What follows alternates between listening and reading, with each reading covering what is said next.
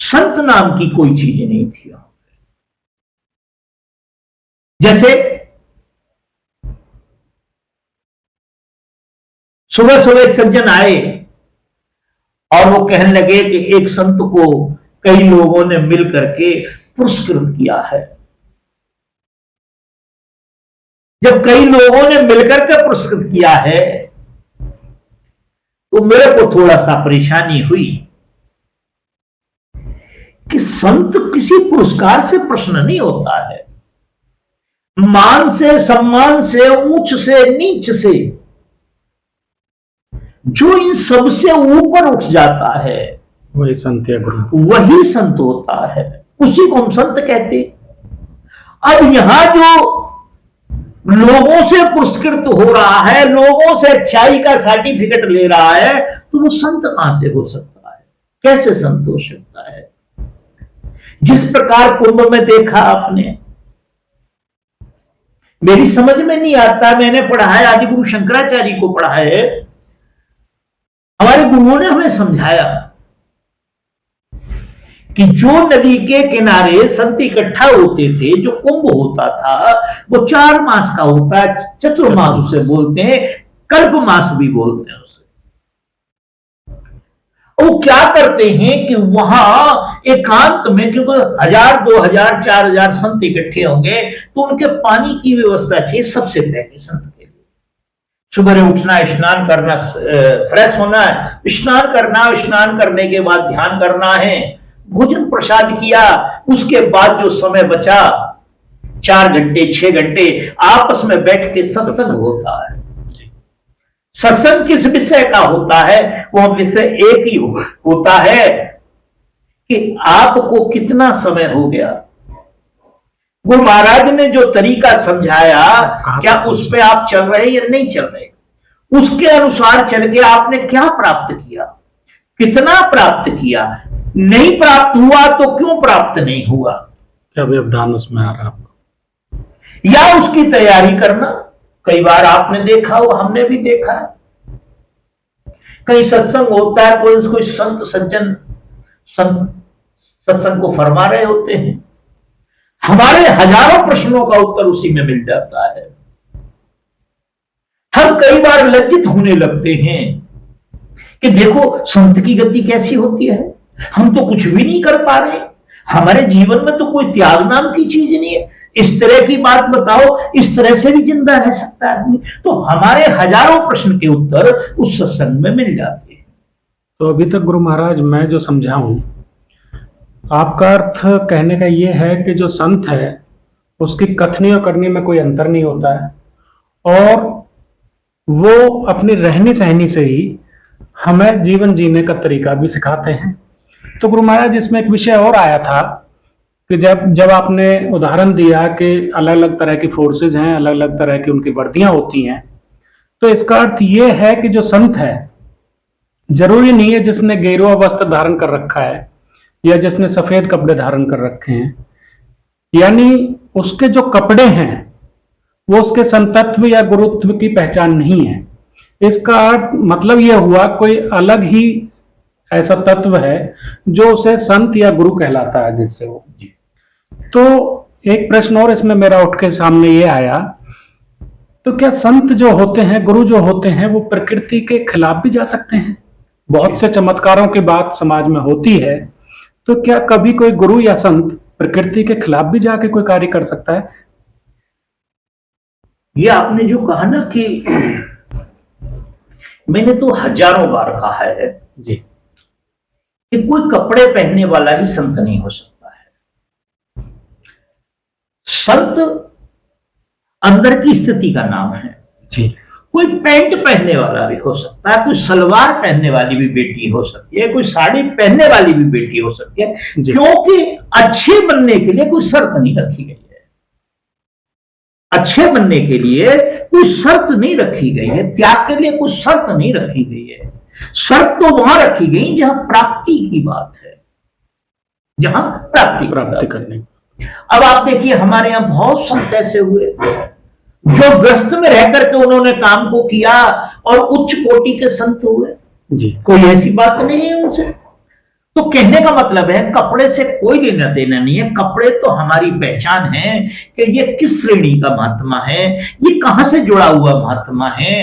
तिलक छापे जो कुछ होते हैं ये हमारी एक वर्दी की पहचान है। संतों ने हमें इसलिए दिया है कि समाज में भ्रमण करने पे आपको लोग पहचान लें कि ये कोई संत महापुरुष है या उनकी टचिंग में रहने वाला कोई व्यक्ति है। तो हम इसके सानिध्य में बैठ करके अपनी जो अनसुलझी क्रिया है, जो अनसुलझा प्रसंग है, उसे सुलझा लें और शांति का तरीका पूछ लें। ये तो संत की एक पहचान रही। अब आपने कहा कि क्या संत प्रकृति के खिलाफ भी जा सकता है? जी।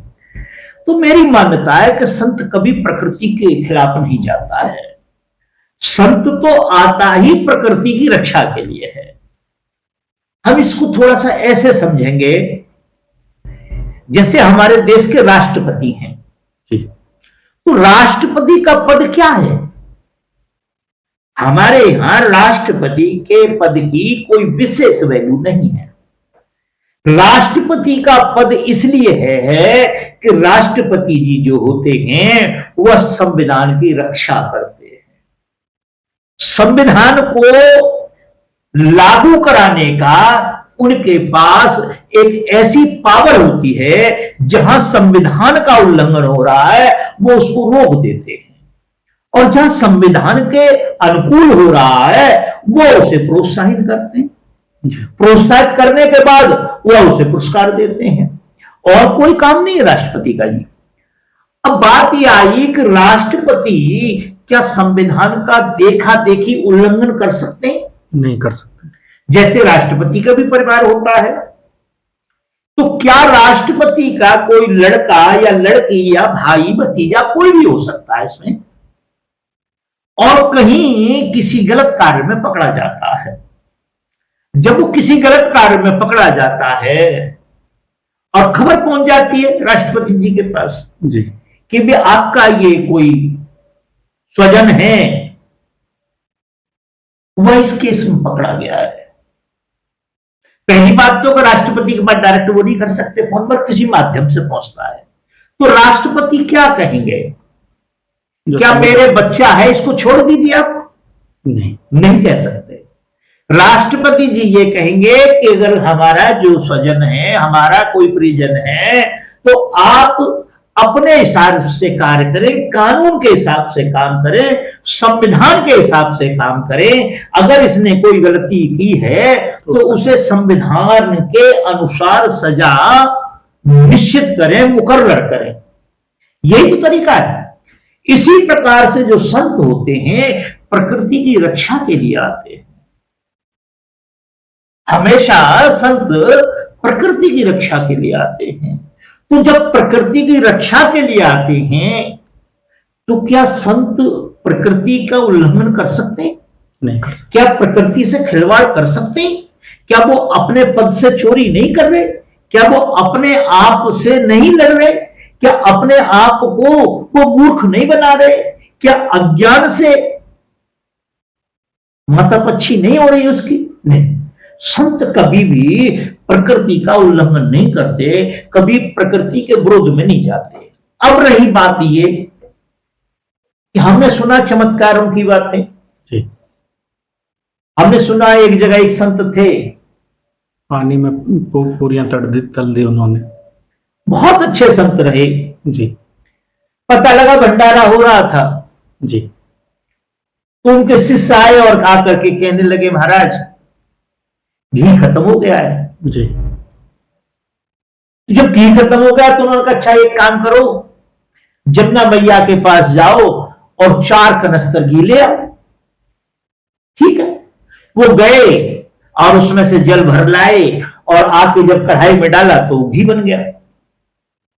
उन्होंने एक शर्त रखी कि भाई एक काम करना, जब आपके पास घी आ जाए तो जमुना मैया को वापस कर देना, अब मान के लाना और वापस कर देना। अब ये बात मैंने काफी जगह सुनी। पहले मैं मानता था ऐसा हो सकता है, फिर मैंने विचार किया कि हर 20-40 कोर्स के बाद यही प्रसंग मिलता है कि फलाने महाराज जी थे, उन्होंने पानी का घी बना दिया, पानी का घी बना दिया, पानी का घी बना दिया। मेरी समझ में एक दिन मैं लेटा हुआ था तो मैंने विचार किया कि ये ऐसा कैसे हो सकता है। तो मैं भाग के आश्रम गया और मैंने यह प्रश्न गुरु महाराज के सामने रखा। गुरु महाराज बड़े मंद मंद उससे मुस्कुराए और उन्होंने कहा कि तुम बड़े मूर्ख हो। वो बार बार कहा करते थे। बोले आपको एक बात समझ में नहीं आई, जिसने गंगा जी से मांगा, जिसने जमुना जी से मांगा, उसमें इतनी ताकत थी कि वह जल का घी बना सकता है, तो क्या वो खड़े खड़े कनस्तरों को नहीं भर सकता था वहां पे? उनको जमुना जी और गंगा जी भेजने की क्या आवश्यकता थी? वो आपकी समझ में नहीं आती है बात। मेरे तुरंत समझ में आ गई कि नहीं। और उस दिन से मैंने विचार किया, मैंने कई बार विचार किया कि हमारे देश में आज से 60 साल पहले जब ये चमत्कार होते थे तो हमारे यहां रोटी लंगोटी की भी समस्या थी। कच्चे मकान हुआ करते, छप्पड़ पड़े होते थे, भोजन की भी पूरी व्यवस्था नहीं होती थी, ढोर डंगर हुआ करते थे, कच्चे रोड हुआ करते थे। पता लगता है बारिशों के समय पर मकान गिर जाते थे। बहुत बुरी दयनीय स्थिति थी, बहुत दयनीय स्थिति। अब देखा कि अब चमत्कार हो रहे हैं, अब संत चमत्कार कर रहे हैं। क्या चमत्कार कर रहे हैं? यूनिवर्सिटी खुल गई, ये क्या बोलते हैं इनको, आईएम बोलते हैं, क्या बोलते हैं, जो आईआईटी वगैरह, ये खुल गई। अब देखें चंद्रमा के ऊपर रॉकेट पहुंच गया, अग्नि मिसाइल चल रही है, विमान लोहा उड़ रहा है। अब यहां से बटन दबाया, पैसे दूसरी जगह पहुंच गए। यहां से चिट्ठी रखी, सेकंड नहीं लगी, दूसरी जगह चिट्ठी पहुंच गई, अमेरिका में पहुंच गई। अमेरिका में क्या हो रहा है, लाइव चल रहा है। चमत्कार तो ये हो रहे हैं, इनको हमें चमत्कार मानना चाहिए। चमत्कार किया शास्त्री जी ने, एक भी व्रत रखवाया उन्होंने कि हमारे यहां लोग अधिक है, अन्न कम है। और उन्होंने साइंटिस्टों से कहा कि ऐसा कोई तरीका इजाद करें जिससे सबका पेट भरे। और थोड़े समय में ही ऐसा चमत्कार हो गया कि आज हम खुद भी खा रहे हैं, हमारे यहां अनाज सड़ रहा है और दूसरे देशों को भी जा रहा है। गरीब देशों को भी अनाज मतलब निर्यात कर रहे हैं। तो चमत्कार तो ये है। हमने देखा एक मोटरसाइकिल लेनी होती थी तो किसी मंत्री की सिफारिश लगानी होती थी। गैस सिलेंडर लेना होता है, एक मंत्री की सिफारिश लगानी पड़ती थी, बड़े किसी व्यक्ति के पास जाना पड़ता था। कर्ज लेना होता था, 1000, 2, 4, 6, 10,000 रुपए लेने होते थे तो सेठ के यहां जाकर के उकड़ू बैठ जाते जैसे हम कोई भिखारी हैं, भिखमंगे हैं, हम कोई अस्तित्व नहीं हमारा। आप जाइए बैंक में लोन के अप्लाई कीजिए और आप साइन कीजिए, उनकी जो फॉर्मेलिटी वो पूरी की आपने कर दी, आपको पैसे मिल जाते, कितना चाहो उतना पैसा ले लो। तो चमत्कार तो अब हो रहे हैं, वो चमत्कार नहीं थे। हमारे यहां बड़ा भोलापन था, बड़े लोग भोले थे और भोले लोग होने के कारण, इन चमत्कारों के कारण ही तो आपने देखा कि इस जीव को छोड़ करके, नर में नारायण है ये बात को छोड़ करके कहीं एक जगह पत्थर रख दिया, गोल पत्थर रख दिया, उसी को खेड़ा देवत कह दिया, उसी को हनुमान कह दिया, उसी को काली कलकत्ते वाला कह दिया, किसी को कुछ कह दिया, कुछ कह दिया। और आज हम यहां तक पहुंच गए हैं कि पत्थर को नहलाते हैं, पत्थर को धुलाते हैं, वस्त्र पहनाते हैं, चद्दर उड़ाते, बिस्तर बढ़िया से बढ़िया लगाते हैं, मगर जो सजीव है, जिसके अंदर प्राण है, जिसके अंदर परमात्मा है, हमारे माता पिता एक चम्मच पानी के लिए तड़फते, एक कप चाय के लिए तड़फ रहे हैं। हमारे माता पिता सास ससुर जो भी हैं उनसे विवाद चल गया है, हम आपके साथ नहीं रह सकते, हमको प्राइवेसी चाहिए, हमको फ्रीडम चाहिए, हमको फ्रीडम चाहिए, हमको प्राइवेसी चाहिए।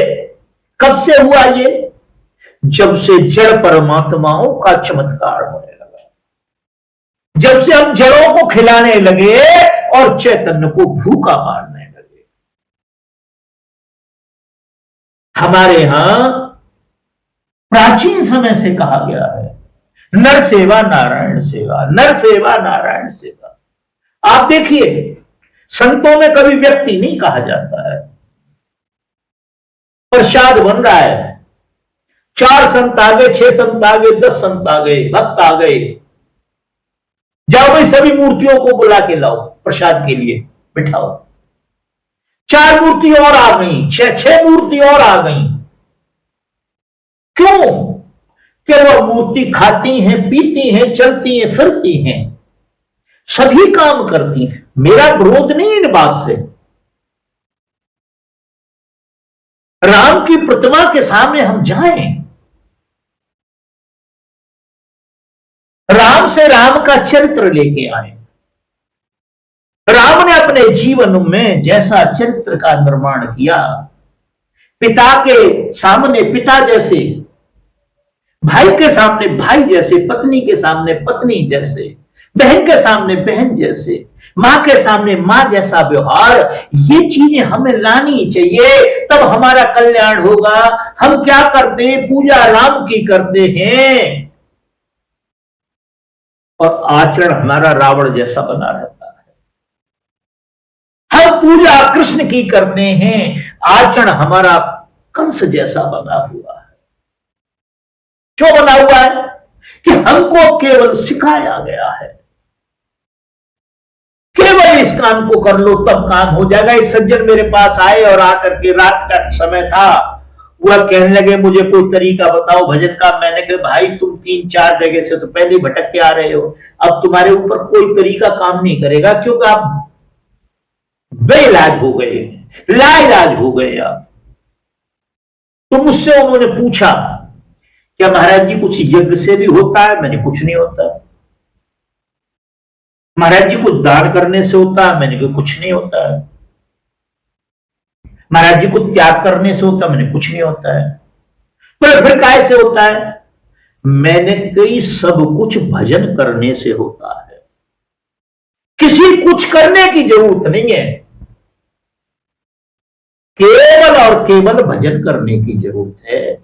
और भजन करने से परमात्मा की, उस परमेश्वर की, उस मालिक की निकटता प्राप्त करने की आवश्यकता है। सभी काम हो जाएंगे। हमारी जानकारी यदि राष्ट्रपति से हो गई, मित्रता राष्ट्रपति से हो गई, तो सारी सरकार से हमारी मित्रता हो गई।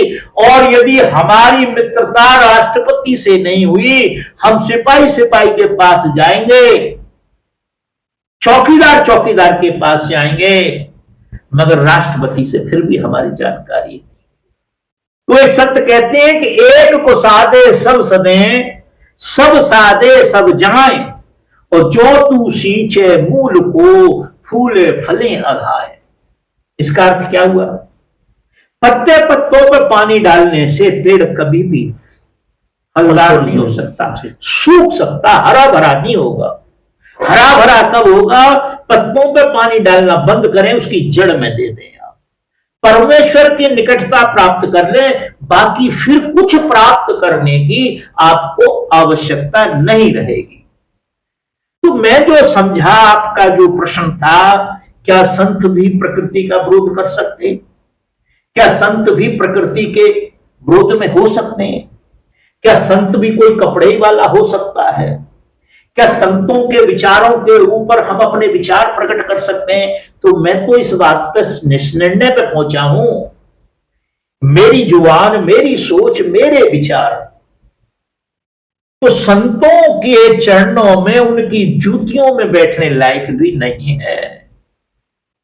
मैं और मेरे विचार, मेरा ज्ञान जो कुछ है, उनकी जूतियों में बैठने लायक भी हम नहीं हुए हैं। तो उनके अंदर के भाव को हम कैसे जाने, क्या करें, मेरी समझ में नहीं आता। मैं तो सिर्फ ये जानता हूं कि उस अनंत की चर्चा की जा सकती है, उस परमेश्वर पर चर्चा की जा सकती है, संतों पर चर्चा नहीं की जा सकती। क्यों? कि संतों का कोई अंत ही नहीं होता है, संतों का कोई अंत नहीं। हरि अनंत, हरि कथा अनंत कहा, पर संतों के लिए कुछ नहीं कहा।